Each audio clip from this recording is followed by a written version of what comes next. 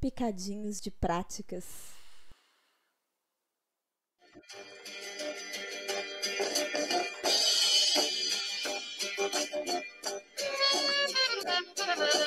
Hoy en mi ventana brilla el sol y el corazón se pone triste contemplando la ciudad. ¿Por qué te vas? Como cada noche desperté pensando en ti y en mi reloj todas las horas vi pasar. ¿Por qué te vas? Todas las promesas de mi amor serán contigo. Me olvidarás, me olvidarás. Junto a la estación lloraré igual que un niño. ¿Por qué te vas? ¿Por qué te vas? ¿Por qué te vas? ¿Por qué te vas?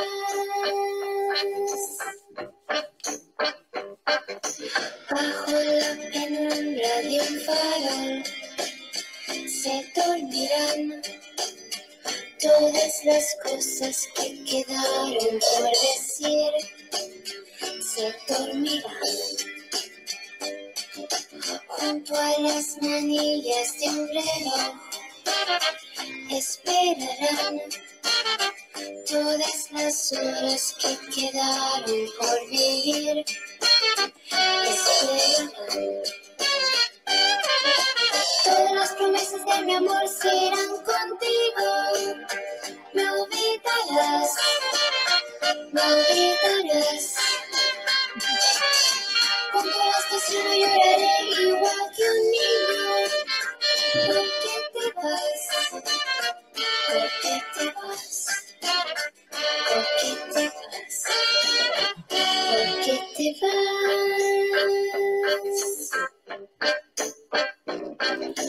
Todas las promesas de mi amor serán contigo. Me olvidarás, me olvidarás.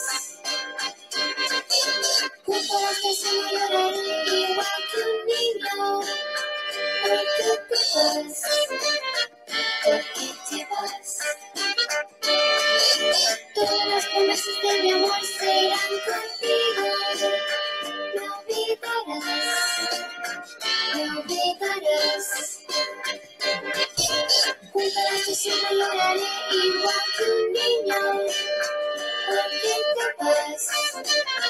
¿Por qué te vas? ¿Por qué te vas? ¿Por qué te vas?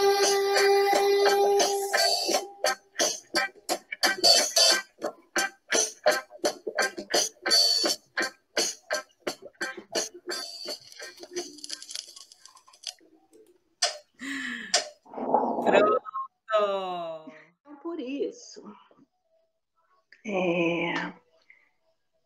me veio... Tem acontecido comigo na pandemia, e isso tem acontecido de uma forma muito, muito contundente, muito forte, muito intensa, a volta de algumas coisas. Eu preciso ter coragem para as coisas que precisam ir embora, que não são coisas de ficar. Então, as coisas de partir, elas precisam partir, inclusive as coisas de partir, no sentido de partir o galho de uma árvore. As cascas caem das árvores. Então, é preciso ter coragem para as coisas que vão embora, mas é preciso ter coragem também para as coisas que retornam, que voltam. E se a gente começar a pensar, né, no poema expandido, esse mês agora, até o final desse mês, começo do mês seguinte, essa pesquisa termina. A pesquisa do poema, experiência e comunidade, a biografia como método e modos da literatura incomparável. Tem 6 anos de pesquisa. Foi a pesquisa com a qual eu entrei aqui na universidade, que era justamente pensar como o poema se expande, não só nas suas materialidades, superfícies, né, na tinta, no muro, na costura, na voz, no corpo, no outro dia, no tempo também, mas como ele se expande na comunidade, não no sentido que o poema está aqui e vai para a comunidade, ao contrário, no sentido em que a comunidade é o poema, assim. É a poema, é a poética.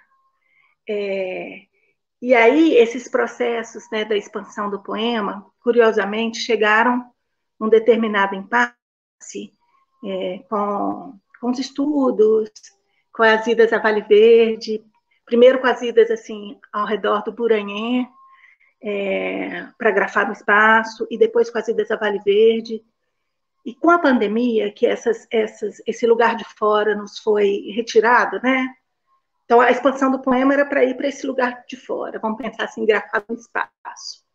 E quando esse lugar de fora é retirado, sobretudo Vale Verde, porque a gente realmente não podia ir lá na pandemia, porque não fazia o menor sentido, assim, ter uma população idosa, independente disso, assim, era um momento em que se fechava. Com esse fechamento, a expansão ganhou uma outra... isso ficou muito difícil de fazer o poema expandido dentro de casa, assim, porque o lugar de casa é o lugar fechado. E a expansão também começou a ser questionado com alguns estudos, com os grupos, com Edições Abelê, que são pessoas de um trabalho desenvolvido de extensão aqui na universidade também, mas com outros trabalhos e outros grupos, com uma pesquisa que tem sido desenvolvida na UFBA, em várias universidades, UFBA, o IFA, na Universidade do Acre, com a UFOP, na UFMG, e aqui na UFSB, com esse corpo que vos fala, que se chama assim, Intervenções Bárbaras, o ensino como ato poético. Então, com todos esses lugares em que é preciso terminar o poema expandido, assim, como que se termina uma expansão, né? Como que se termina uma amplitude, um ampliado? E aí me veio a próxima pesquisa que começa, que talvez comece hoje, provavelmente daqui a 100 dias, Aline, que é o seguinte, que talvez haja também no poema, além desse lugar que se expande, um lugar que é de uma certa matéria e concretude muito mínima, muito pequena, um grão duro, que não se traduz, que não se... que não se deixa enganar pelas operações do poema, nem pelas operações do poema, pelas operações da linguagem nenhuma, mas nem pelas operações do poema, e que tem a ver com a vida. Mas, curiosamente, tem a ver com a morte também. Um ponto concreto em que as matérias se perpetuam vivas e se perpetuam assim também, nessa vida que parece morta, mas que é vida ainda. Eu não estou falando só da vida do humano já há muito tempo, né? A gente aqui também, né? A gente já passou disso de achar que a vida é só humano, e a gente já está entrando numa vida que é também que é outro plano do vivo, assim, né? Muitos mundos no mundo.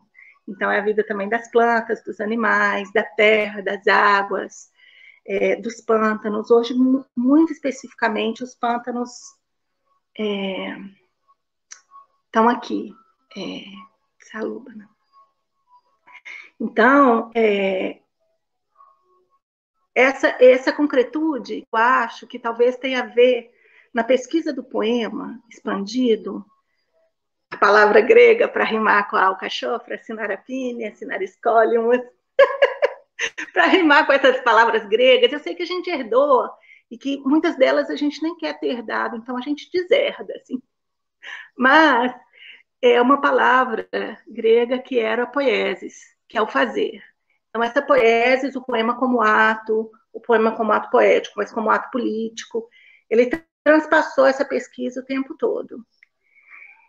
E agora, me parece que a palavra que vai acompanhar o poema é a physis. uma espécie de física, assim, de matéria mesmo do poema. Bom, dito isso, as coisas que têm me voltado com muita força são lugares específicos da ancestralidade, espiritualidade, e chão, muito chão. O teatro, a Aline apresentou sem saber, mas o teatro tem me vindo em sonho. Eu tive um sonho recentemente, eu sonhei que eu estava com minha analista no mar, e era no mar de noite, e o céu era muito azul, não sei se era de noite ou se era do começo da manhã, mas o céu era muito azul. Eu fiquei pensando nas forças do mar à noite, assim, e logo em seguida eu tive um outro sonho, que era com o Grupo Pão, que é um grupo muito conhecido de teatro, e que eu trabalhei lá antes, com eles, em algumas oficinas, e vários deles foram meus professores, e a gente fez umas coisas, assim, coisas, né? Coisas, as coisas de ficar. E aí, nesse sonho, tinha uma das pessoas, que foi a Vandinha, que já morreu. E aí, esse sonho me despertou, assim, para uma outra dobra do que se volta. Que talvez seja essa revolta. A volta duas vezes. E aí, outra coisa que me está voltando muito, tem uma escritora que ela não revolta porque ela nunca vai, ela está sempre aqui, que é a Maria Gabriela Lençol. Mas uma escritora que me voltou, e me voltou dos jeitos mais assim, também, que não parava de voltar, sabe? Foi uma escritora chamada Maura Lopes Cansado, a escritora com a qual eu trabalhei no mestrado, em 1998, 99. Tem gente aqui que não era nem nascida, eu sei. E aí ela me voltou assim, uma menina, uma pessoa me telefonou e disse assim, a sua dissertação foi a primeira dissertação sobre a Maura Lopes Cansado. Eu ainda disse para ela, olha, tem um trabalho da Lúcia Castelo Branco, que é o Traições de Penélopes, em que a Maura aparece, a Maura Lopes Cansado, e tem o trabalho da Ângela Senra também, que eram os trabalhos que eu tinha quando comecei a fazer a dissertação. Ela era uma jovem à frente, ou antes, ou diante é bom.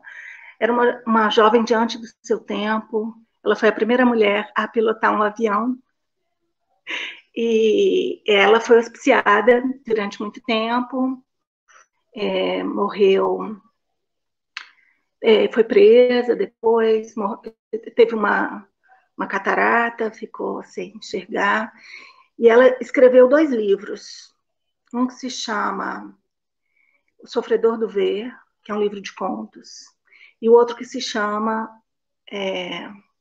Hospício a Deus. A volta dela teve a ver com essa estudante da UFBA, depois eu vou lembrar, é a Universidade Federal Fluminense, que me pediu a dissertação dizendo isso. Assim, eu não sei se era ou não, mas assim, muito tempo se passou. Em 2008 eu vejo coisas dela, depois, em 2015, 14, 15, a Autêntica faz uma publicação desses 2 livros. Na época que eu fiz o mestrado, o Hospício a Deus, a gente encontrava meio assim, mas era em sebo, e o Sofredor do Ver, eu tive que trabalhar com ele na biblioteca de relíquias, assim. A gente ia de luvas, tinha que... ele não existia, assim, era como se ela tivesse sido retirada do mundo. E é claro, isso me acontece no fato, assim, vamos pensar, mas isso me acontece também em algo que seria, como que eu posso dizer, isso de estar fechado em casa. Não sei de outro jeito que dizer, assim, mas que tem a ver com esse lugar. Ela escreveu, né, O Hospício a Deus em 65, depois teve uma outra publicação em 79, mas naquela época, ela denuncia, inclusive, um sistema muito perverso do hospital psiquiátrico no Brasil. Então, era um lugar trancafiado mesmo, assim. Uma clausura. Só que o modo, a clausura. Só que o modo como ela faz isso no diário, ela faz isso de um jeito em que existe o hospício, existe o mundo lá fora dentro do hospício. O mundo de fora, o completamente aberto, assim. E aí eu vou ler um trechinho do Hospício é Deus, um trecho bem pequeno, e eu queria, enquanto eu lesse esse trecho, pode ser daquele jeito, também já anunciado aqui, escuta flutuante, podem escutar só palavra, não precisa prestar muita atenção, mas eu queria que enquanto eu estivesse escrevendo, a mão de vocês estivesse trabalhando na escrita.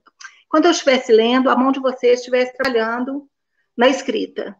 Pegando palavras, frases, o que quiser dessa leitura. E essa leitura começa com um sim.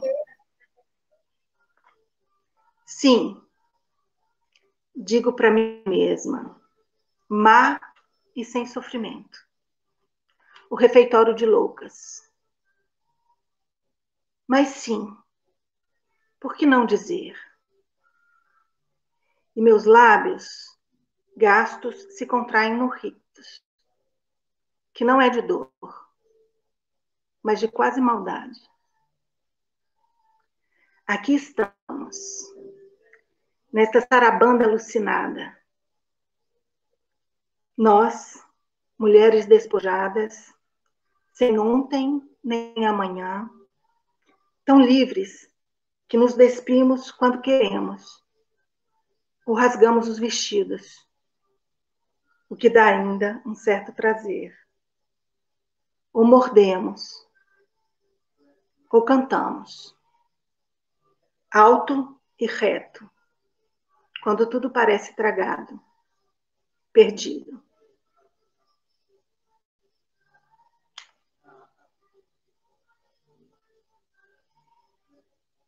Essa é uma citação do diário, na edição que eu tenho, está na página 78. A próxima citação. Ela existia entre as paredes brancas e tudo o que acontecera e acontecesse ficaria enquadrado no espaço de vida do qual não poderia fugir. E tudo o que acontecesse, e tudo que acontecera, os tempos, né? Acontecer, e tudo que acontecesse ficaria enquadrado no espaço de vida do qual não poderia fugir.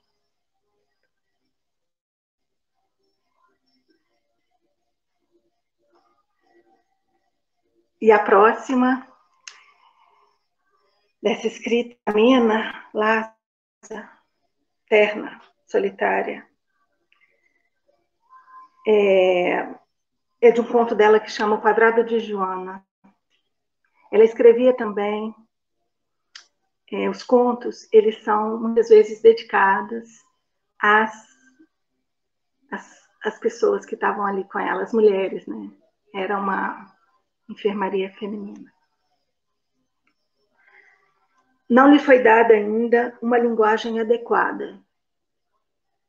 E não conseguia pensar sem palavras.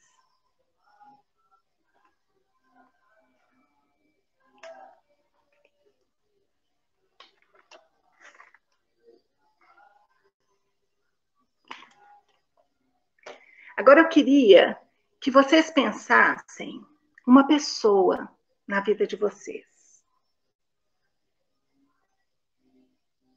Uma pessoa do afeto, assim. Uma pessoa que vocês querem aproximar delas, ou ao contrário, que vocês querem distanciar. Pode ser ou aproximar ou distanciar. A gente pode viver nesse intervalo agora, entre a aproximação e a distância. Só pensar. Pensem nessa pessoa.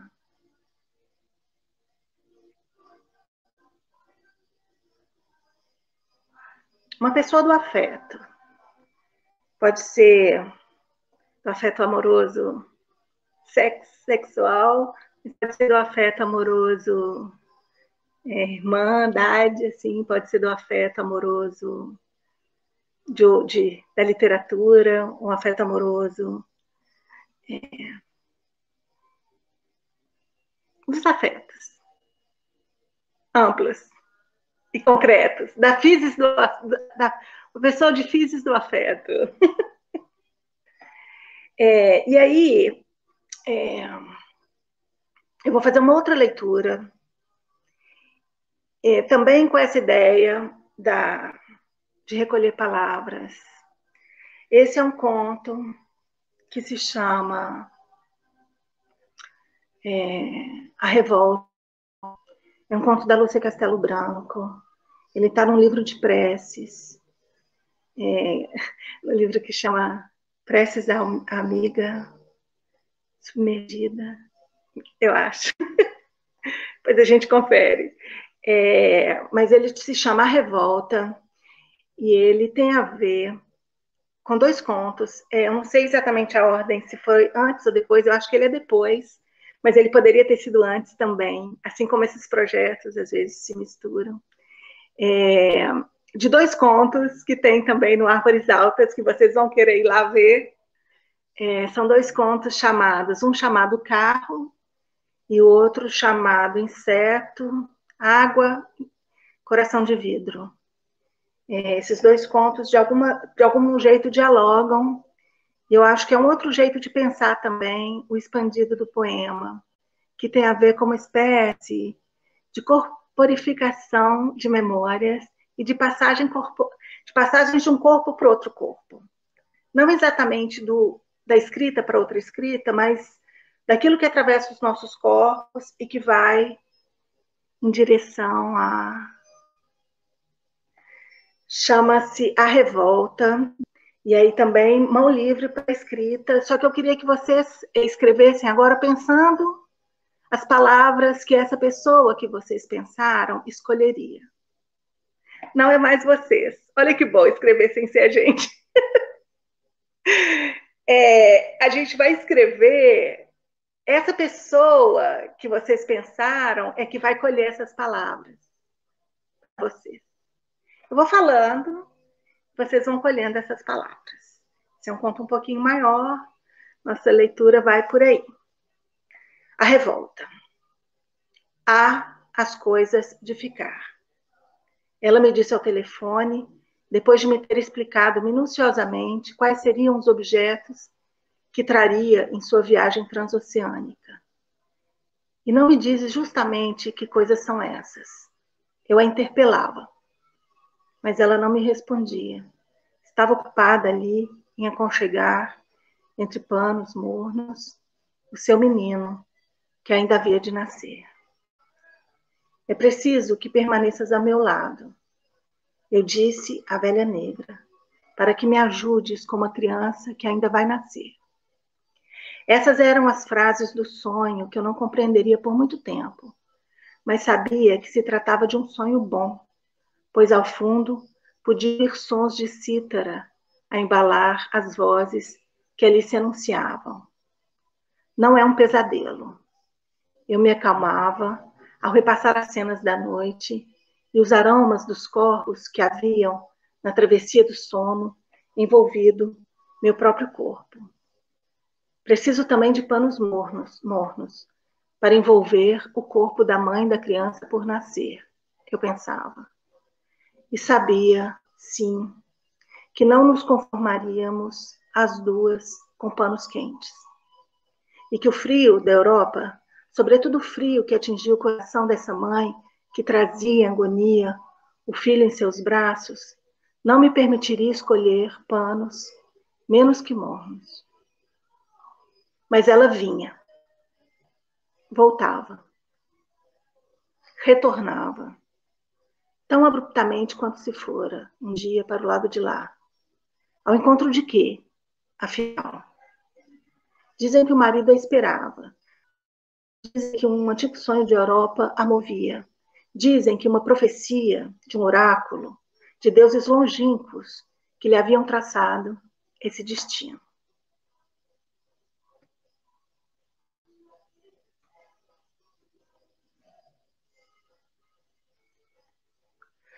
Mas nenhuma de nós era treinada o suficiente na escuta das vozes, na decifração dos oráculos, na leitura dos sinais. Éramos duas mulheres que tiveram cada uma a sua maneira que atravessar o pânico. A diferença era que ela atravessaria o seu pânico com o bebê nos braços. E ele não havia sequer nascido ainda, Deus meu. E assim, nessa paisagem de ver mulher em pânico com seu bebê por nascer, não compreendia muito. Não ousaria explicar. Mas, porque sabia que havia também as coisas de amar, decidira lhe propor que, a partir de então, deixássemos de pisar em ovos para pisarmos tão somente em superfícies de papel. Vamos escrever juntas este texto que ainda não compreendemos, eu lhe disse. Mas ela não suportava essas palavras do futuro, que ainda não havia tido repouso em qualquer superfície. Foi procurando suas próprias palavras, que um dia encontrei no oráculo que ela mesma desenhara a palavra furto. Furto em lugar de fruto, ela me dizia, enquanto agarrava nos braços tensos o bebê por nascer entre panos mornos. Fruto, eu repetia baixinho, enquanto eu apontava para o pé da árvore que se desenhava na imagem sobre o vidro Fruto, eu repetia baixinho, enquanto apontava para o pé da árvore que se desenhava na imagem sobre o vidro da janela, daquele quarto exíguo, onde haveríamos de nos encontrar por muito tempo ainda. E, quando dizia fruto, não era do desenho da árvore sobre a vidraça que ela pensava, mas tão somente em seu bebê por nascer, como um fruto dentro da casca.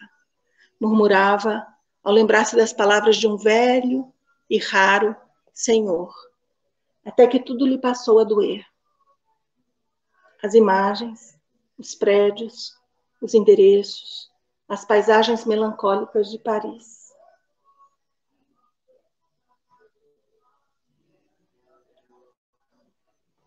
A Casa do Brasil, a embaixada, as redes, as máquinas, as vias telefônicas, as palavras, muitas palavras, as idas, as vindas, a volta, a revolta, tudo.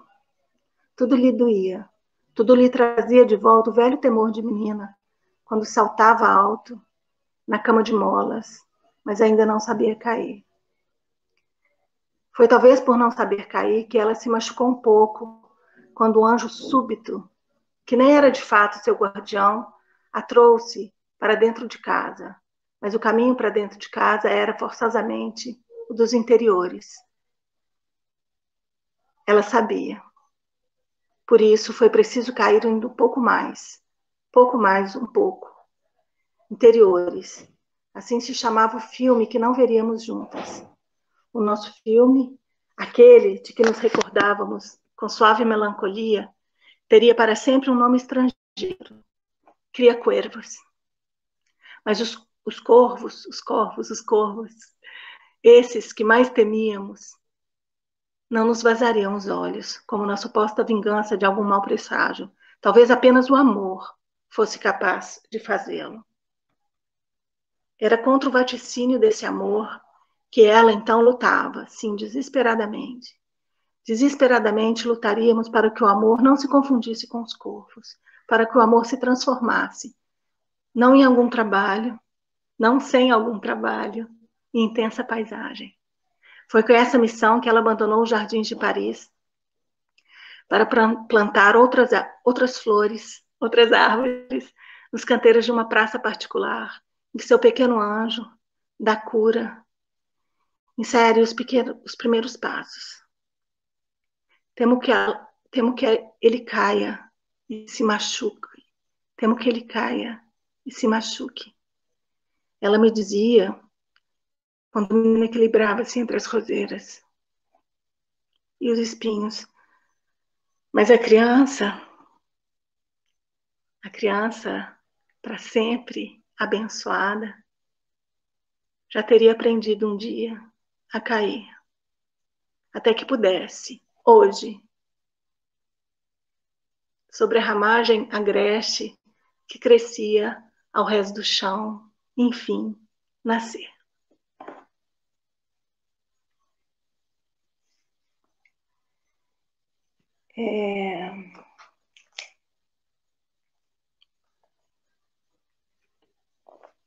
Agora a proposta é que vocês, com essas palavras, nós possamos escrever uma carta. Quem quiser mostrar depois algum parágrafo, algum trecho, alguma frase, mostra. E depois a gente vai dançar essa carta. A gente escreve agora um pouquinho.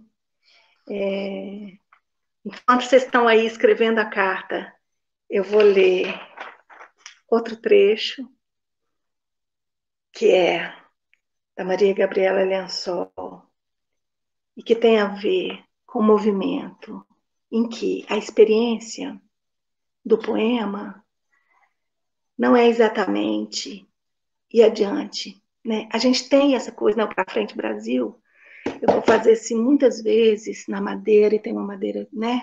Tem essa aqui, que é da casca da árvore, da Emily Dickinson. De uma casca caída. Mas a gente tem essa sensação de que o para frente é o futuro, né? Que o futuro tem a ver com um determinado modo de progresso, assim, né? De um determinado modo muito perverso de progresso, como ideia fixa de lugares fixos. Mas a gente pode pensar, em algumas etnias, isso se concebe, a forma de conceber o tempo é muito diferente. Em uma delas, o futuro não está, o passado não está atrás, igual a gente acha. A gente acha que o nosso passado está atrás, né? A gente tem essa visão, não sei quem inventou isso geograficamente, corporalmente, mas inventaram e a gente acreditou. Mas tem algumas etnias em que o passado está na frente. Em que o passado está na frente exatamente porque ele já passou. Então ele já está caminhando na frente. Se os nossos, né, mais velhos, eles já viveram a experiência e estão nos ensinando, o nosso passado está na nossa frente, assim. E aí, para essa inversão do tempo, por isso que eu acho que tem a ver com a volta aqui, e não com a ida, né? Até numa viagem a gente presta muita coisa na ida, vamos chegar, é como se precisasse chegar, né? E a volta parece meio perdida para nós. Como se essa volta fosse só a diminuição, mas essa volta tem marcado em diversos momentos, por diversos caminhos, dividências do passado, né? Não dividências do futuro. Mas também por alguns caminhos de tradições e por caminhos também da força de movimento do poema. Esse caminho tem sido marcado assim como uma experiência que não é a da escrita necessariamente, mas é de como se estivesse à beira da escrita.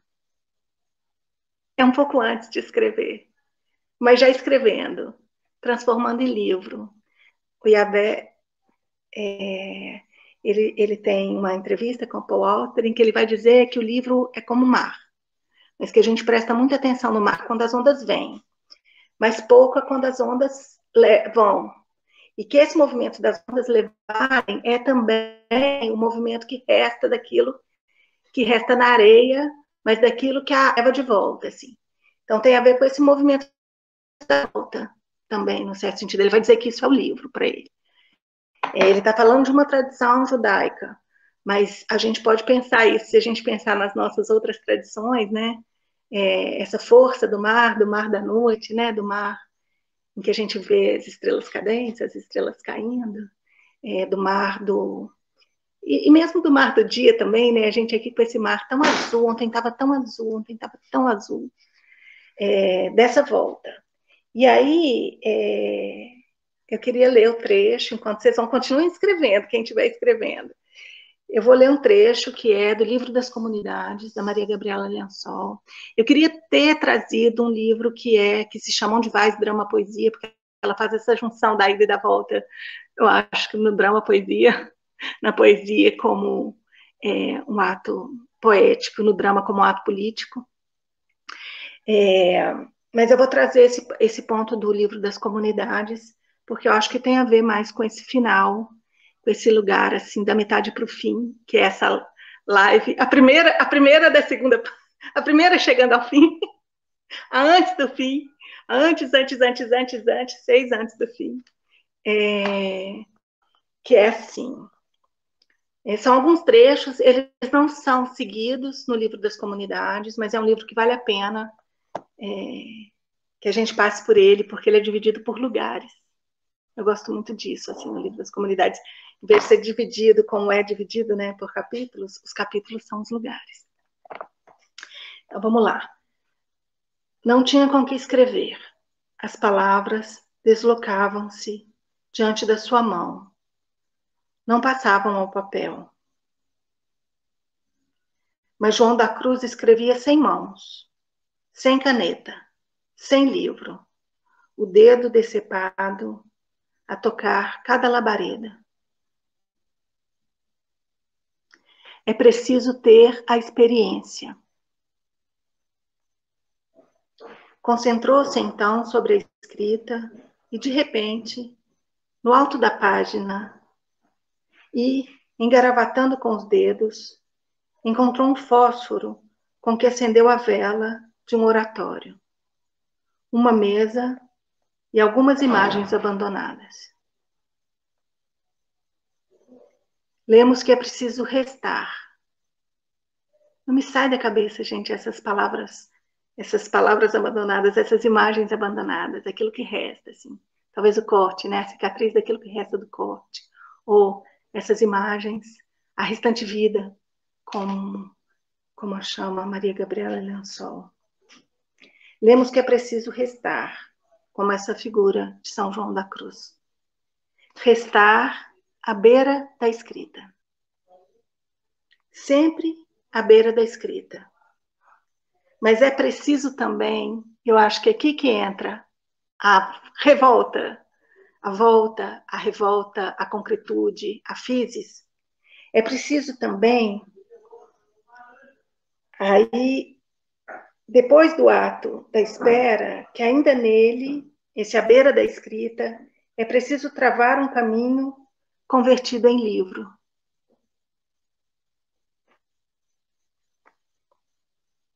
Esquecimento.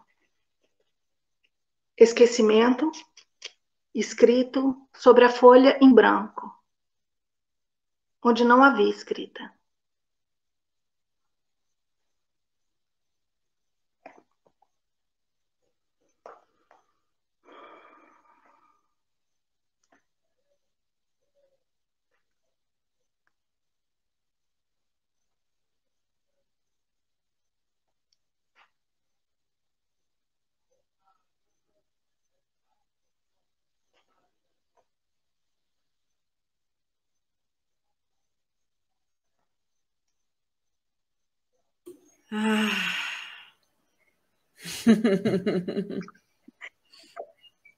É uma profusão de coisas, né?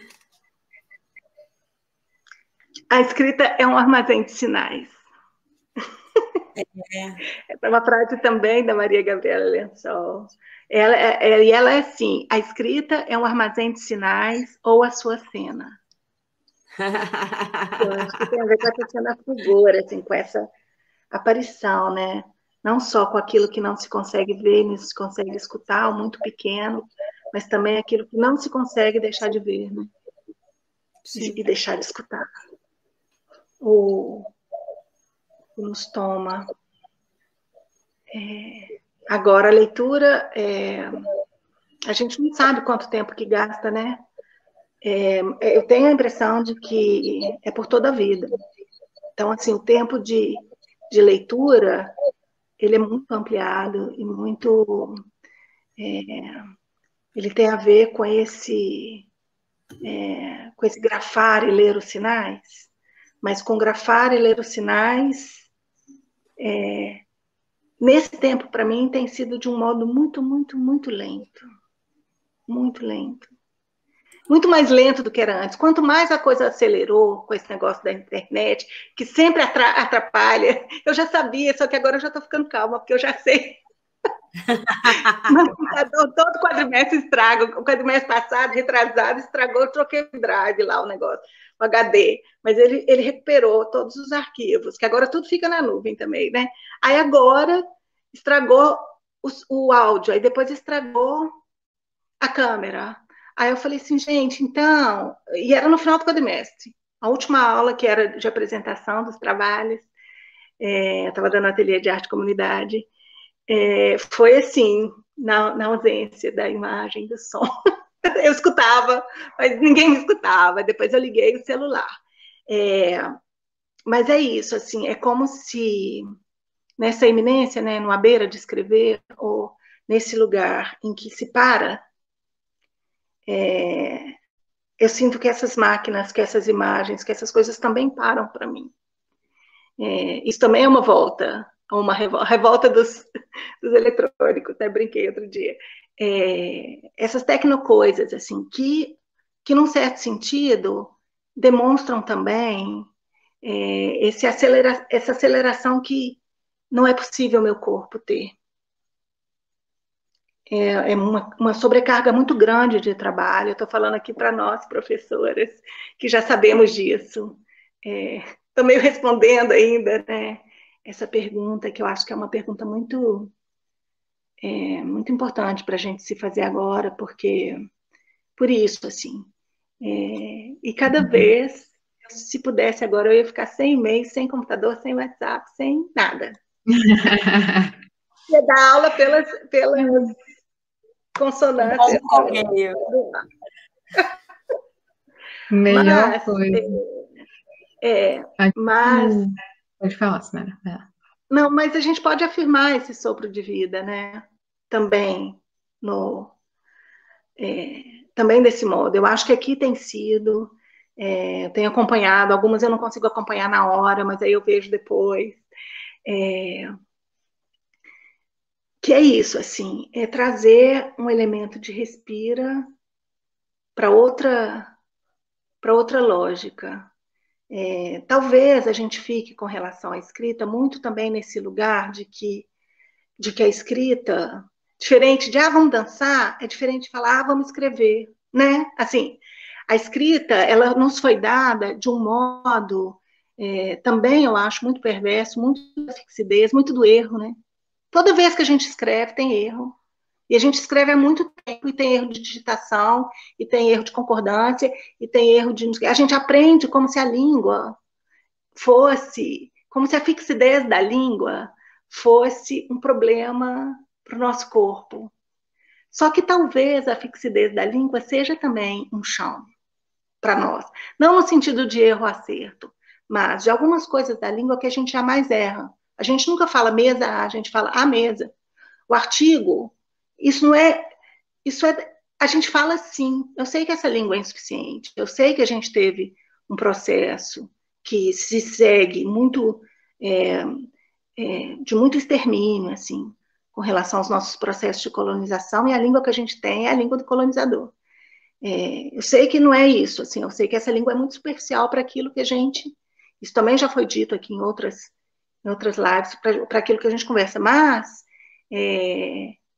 a gente dobra essa língua e traz essa língua para o corpo para exatamente chegar à beira dela e atravessar.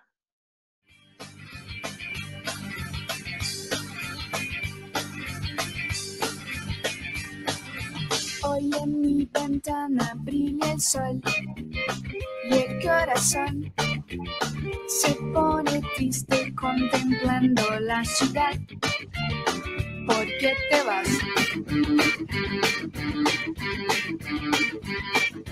Como cada noche desperté pensando en ti y en mi reloj todas las horas vi pasar. ¿Por qué te vas. Todas las promesas de mi amor se irán contigo. Me olvidarás, me olvidarás. Junto a la estación lloraré igual que un niño. ¿Por qué te vas? ¿Por qué te vas? ¿Por qué te vas? ¿Por qué te vas? ¿Por qué te vas? Bajo la penumbra de un farol se dormirán todas las cosas que quedaron por decir. Se dormirán. Junto a las manillas de un reloj despejarán todas las horas que quedaron por vivir. Esperarán. Todas las promesas de mi amor se irán contigo. Me olvidarás, me olvidarás. Junto a la estación lloraré igual que un niño. ¿Por qué te vas? ¿Por qué te vas? ¿Por qué te vas? ¿Por qué te vas? ¿Por qué te vas?